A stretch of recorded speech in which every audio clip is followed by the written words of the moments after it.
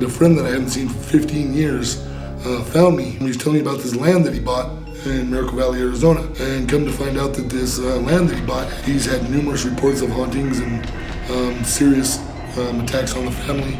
There's 3 different properties that were surrounded by this. It's like a cult. Yeah, it was like an occult from Chicago.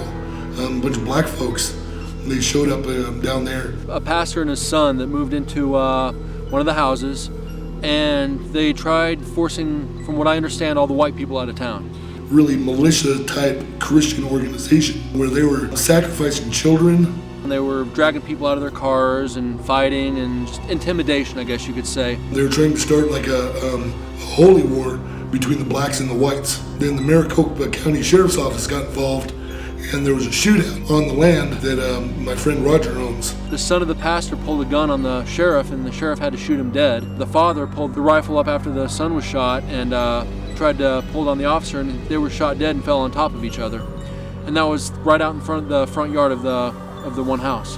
And just all 3 locations that he owns has had lots of activity. And so we went down there to help him out and see if we can get his life back in order.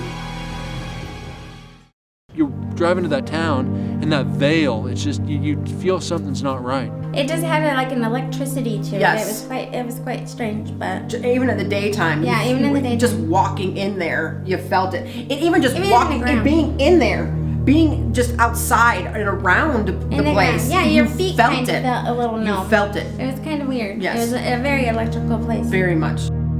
As soon as we got there, we went out front to get all the doors in our vehicle were wide open. There was just so many different little things that were happening constantly.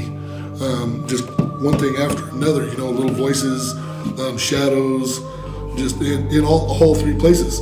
One of the homes that we went to there, a guy passed away on the couch from drinking. He drank himself to death. I picked up somebody hung himself in the back bedroom back there, and we were in the back, and my legs got kicked out from under me. And it literally almost tumbled down. And you can see on the video, his leg goes sideways. And it's right as it happens, and he goes down onto like a futon couchy kind of thing. Yeah. And we were all there when that happened. It's pretty shocking to know that there's nobody within 3 or 4 feet of him. And going back through the video, we saw a shadow just come straight by and just take him out at the knees.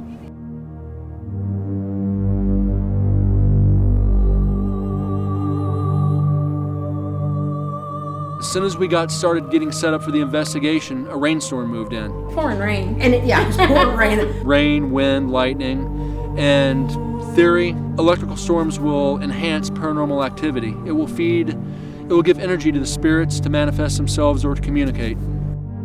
I walked down into this like little bedroom that they had, and all of a sudden I turn around and I had a numbness. My body went numb. I couldn't move. Barry. And all of a sudden, Barry comes around and he sees me and he said, "Are you okay?" And I was like, no, I am numb. Something is not right. And he called over Roger. We all actually came over and they were like, look where she is standing. Look what is happening. And then Barry got just as he had said that, he said, this is exactly where I was standing, was where a guy was hung. I like to come on a little stronger than other investigators, try to provoke a little bit of a reaction. I got called a jerk. Get out of here, jerk.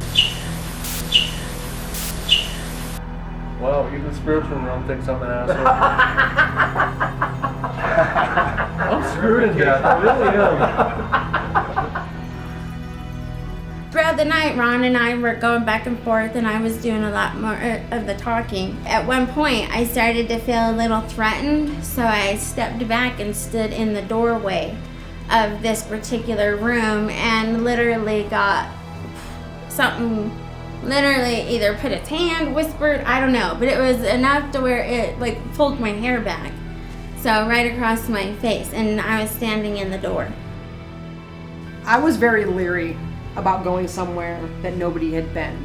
There was quite a sad feeling there, a bit of anger. I believe that we went in and we handled that all pretty well as far as not trying to be disrespectful and Right. just let them, if they had a message to just say it. Just being able to have them let us be part of that was a gift. It was honor. I feel honored to have been able to Yes. be invited. Do I believe that place is haunted? Very, very much so. Do I believe it's evil? I wouldn't say evil, I'd say it's maybe malevolent, maybe it's mischievous. Do I believe it's intelligent? Very much so.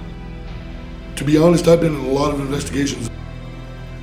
I've never seen that type of activity.